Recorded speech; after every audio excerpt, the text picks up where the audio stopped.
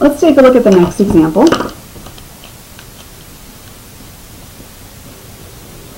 And in this case, again, we're going to rotate about a line that is parallel to one of our axes. So here's what we have. The region R, bounded by x equals 0, it's one of our boundary lines. Y equals the square root of x is another boundary line. And y equals 1. So that region that's formed by those three boundary lines, or boundary curves, is revolved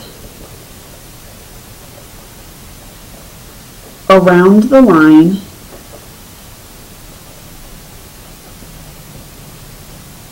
y equals 1. And we want to find the volume of the solid that's formed by all of this. So there are lots of things to consider here. First of all, let's go ahead and draw the two-dimensional region that we get when we graph each of those three given curves and we find the intersection region between the three. So think about x equals 0. Again, you'll want to be able to graph these really quickly.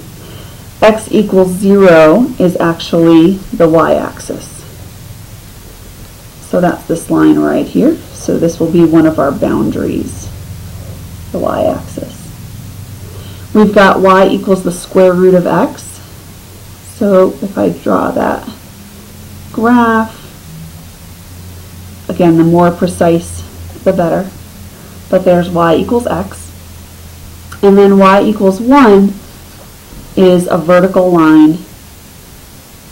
Sorry, y equals 1 is a horizontal line at 1.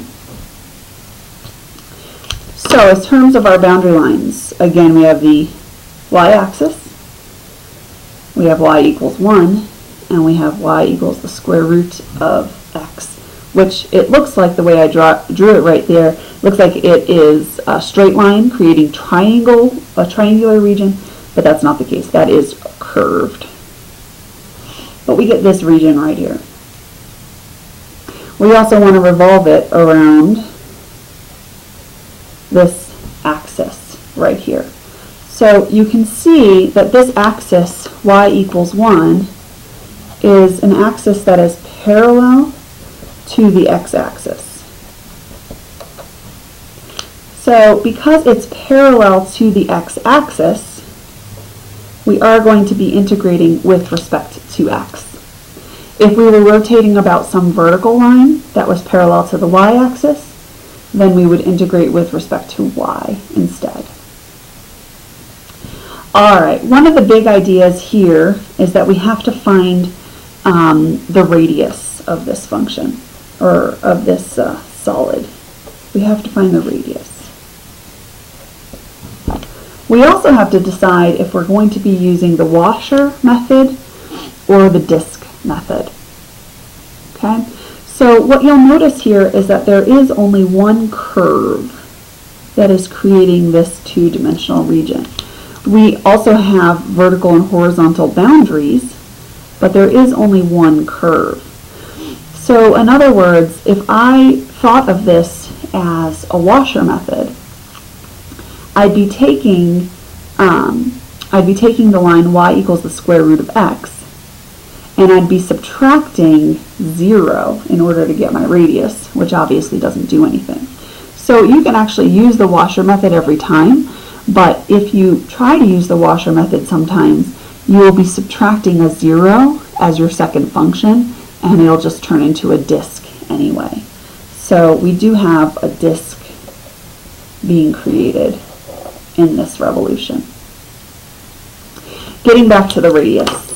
So the radius here is going to be found by taking our axis of revolution. So it's 1 right here. And then from that we're going to subtract the curve. So we've got 1 minus the square root of x as our radius. And so you can see that that would be the length of any radius within this solid, or within this figure here. 1 minus the square root of x. Okay, so to find its volume, we are using the disk method, so pi r squared. Pi times the radius squared. Since we are parallel to the x-axis, we're going to integrate with respect to x. The only other thing is our limits of integration. So because we're integrating with respect to x, we're going left to right in terms of our integration boundary points. And so we've got 0 to 1. All right, let's integrate this and find our volume. If you want to pause here and give it a shot, that would be great. Taking a look at the solution here, let's pull the pi out. We have to square this function. There's no way to integrate without. So think about 1 minus the square root of x times 1 minus the square root of x. 1 squared, we've got minus 2 square roots of x plus x. We can integrate each piece.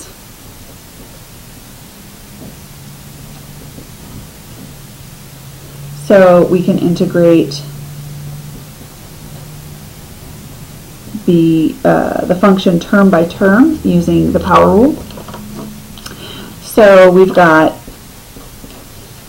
antiderivative of 1, which is x.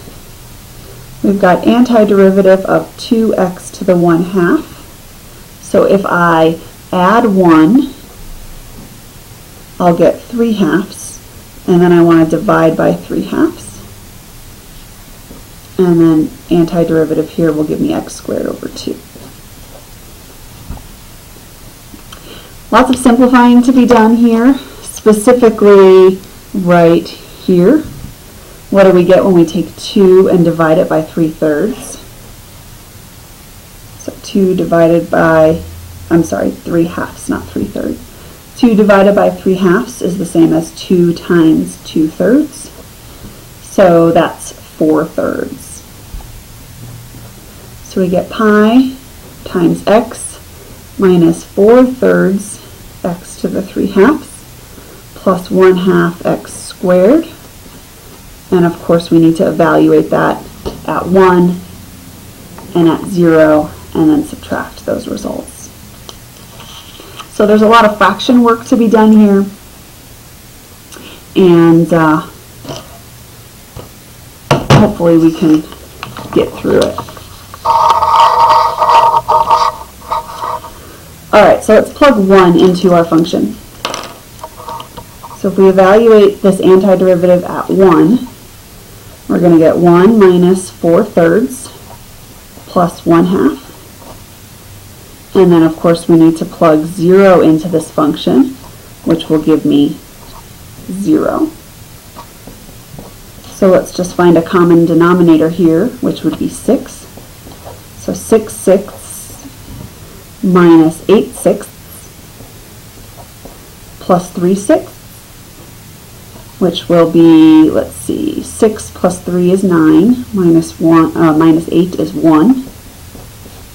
So pi times 1/6, which means pi over 6, is the volume of this solid. All right, that should do it for section 6.3.